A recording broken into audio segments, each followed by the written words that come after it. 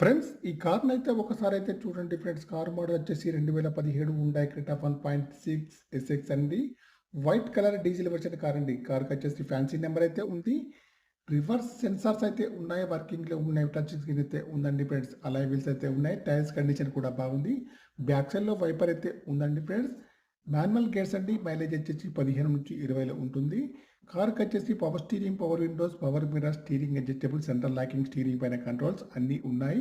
పని చేస్తున్నాయి friends. Interior కానీ, అవుట్ కానీ బాగున్నాయి. ఎయిర్ బ్యాగ్స్ కూడా ఉన్నాయి. ఆటో క్లైమేట్ ఏసీ అండి.